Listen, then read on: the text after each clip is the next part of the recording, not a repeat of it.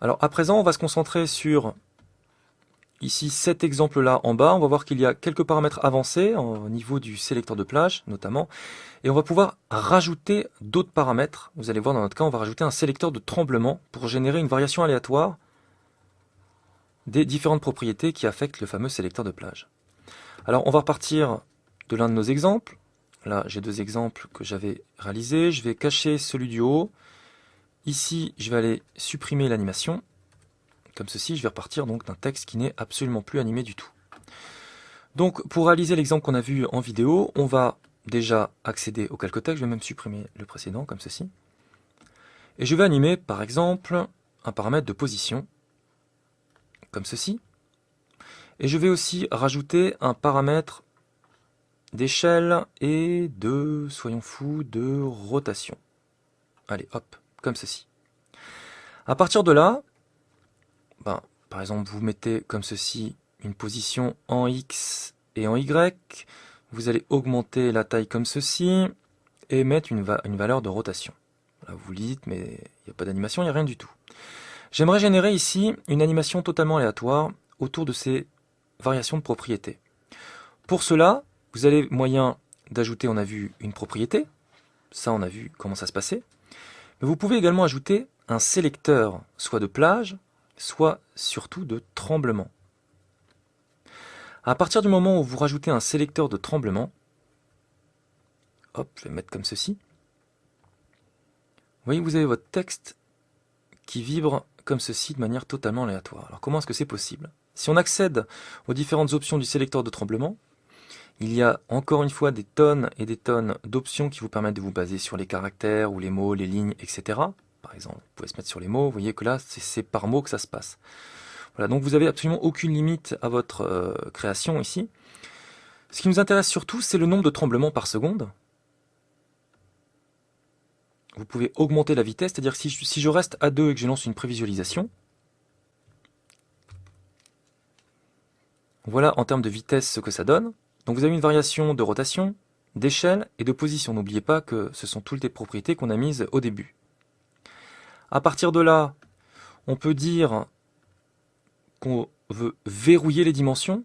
Verrouiller les dimensions, ça veut dire quoi? Ça veut dire que si je vais réinitialiser position et aussi ici, alors rotation, je vais les réinitialiser, position, je vais les réinitialiser. C'est-à-dire qu'ici, je n'ai qu'une variation d'échelle.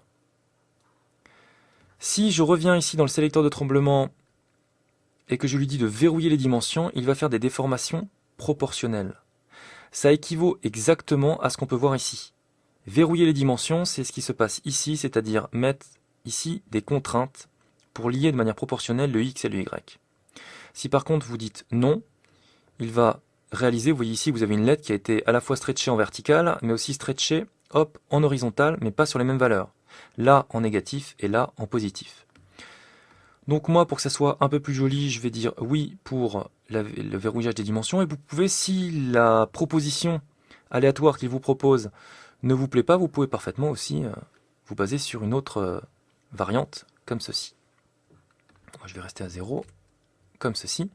Donc je vais réaliser à nouveau une variation de position et de rotation, comme ceci. Donc je vous rappelle que ça donne ceci. À n'importe quel moment, si vous voulez animer votre texte pour que petit à petit, tout en bougeant, il se remette en place, vous avez une solution, c'est de poser une clé comme ceci, aller plus loin à 4 secondes, et réinitialiser ces caractères. À ce moment-là, vous avez ce type d'animation.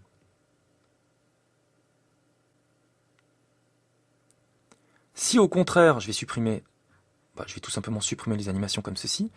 Si au contraire vous voulez que ce retour à la normale se fasse depuis le côté gauche, souvenez-vous, vous avez non seulement le sélecteur de tremblement, mais vous avez également le sélecteur de plage. À ce moment-là, il vous suffit juste d'animer le paramètre début. Hop, on va se mettre à 4 secondes, on va se mettre à 100%. Et là, vous avez petit à petit, hop, vos caractères qui sortent du sélecteur de plage et qui viennent se remettre à leur position.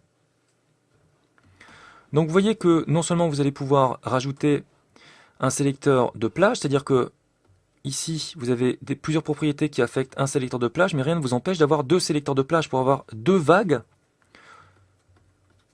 qui sont affectées par ces propriétés. Vous pouvez avoir vraiment deux vagues qui se croisent sur un même calcul texte avec une seule animation qui dispose de plusieurs sélecteurs de plage. Donc vous allez pouvoir ici ajouter vos différents sélecteurs avec vos différentes propriétés sans aucun problème. Donc voilà pour l'animation de texte. Normalement à présent ça devrait être beaucoup plus clair pour vous par rapport aux différentes options qu'on a pu voir dans les presets.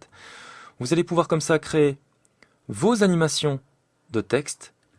Et une fois que vous aurez créé vos animations de texte, rien ne vous empêche de les enregistrer. Vous faites réapparaître les effets et paramètres prédéfinis comme ceci.